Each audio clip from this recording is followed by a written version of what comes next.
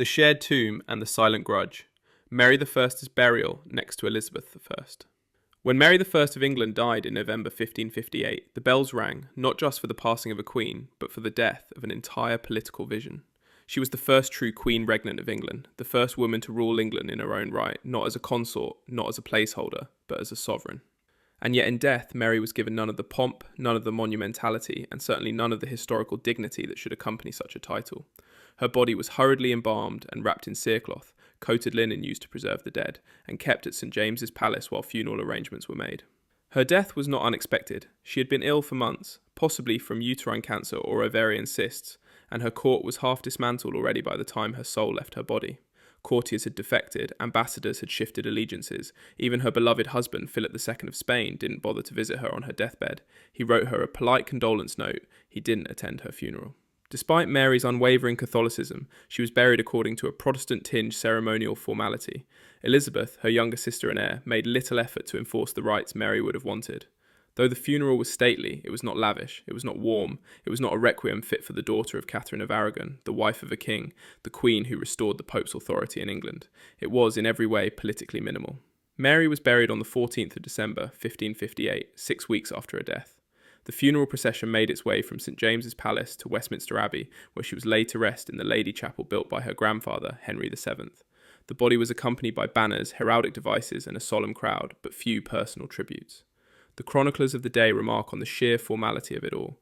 The colour, the drama, the mourning. It felt performative. The Queen was dead, long live the new one, and the new Queen, Elizabeth I, had plans. Mary was buried in a single vault in the north aisle of the Lady Chapel, alone. There was no monument, no elaborate tomb, no sculpted effigy.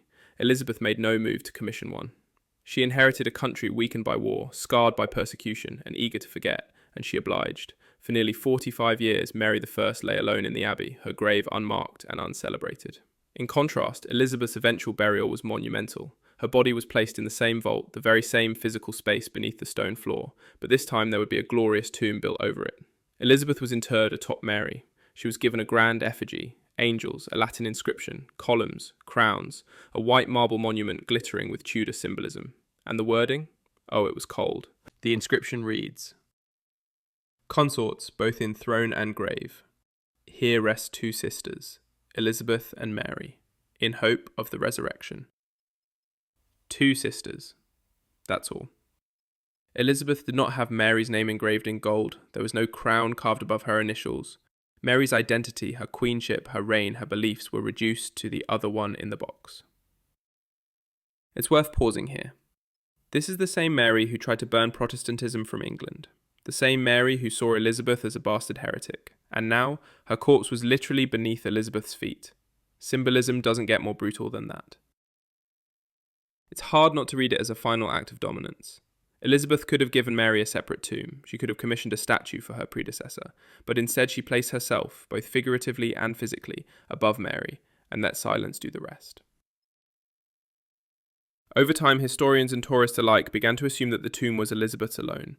For centuries, visitors walked past the shared vault, unaware that beneath the Tudor Gloriana lay the body of the woman whose reign she erased from memory.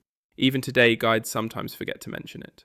And Mary remains in death as she was so often in life, overshadowed, criticised, misrepresented. But her legacy is more complicated than her burial lets on. Mary reigned for just 5 years, yet her reign reshaped the monarchy. She was the first queen to wield sovereign power, not because she married well, but because she was the heir. She faced rebellion, misogyny, religious fury, and dynastic instability. She survived all of it. She ruled with resolve. And when she died, she left behind the structures that allowed Elizabeth to thrive. Elizabeth's greatest victory may have been England's golden age, but Mary's greatest failure was believing that being the queen meant she'd be remembered as one. Instead, she lies in the dark beneath Elizabeth's marble shoes. No crown, no epitaph, just a name on a plaque added decades later, in small print, beneath Elizabeth's inscription. It reads, "Mary, the first queen regnant of England, daughter of Henry VIII and Catherine of Aragon, was buried in this same tomb." Tacked on like a footnote, almost as if England was embarrassed to admit she had existed at all. But now we remember, and we dig her up, figuratively of course, to put her where she belongs, back into the story. Because for all her faults, Mary Tudor ruled, she reigned, and whether her body lies beneath Elizabeth in stone or not, her ghost haunts every queen who followed.